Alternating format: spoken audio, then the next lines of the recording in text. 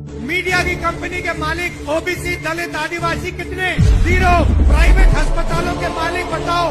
0। Private college university के जो बड़े बड़े संस्थाएं हैं उसमें बताओ कितने? 0। एक नहीं दिखेगा आपको।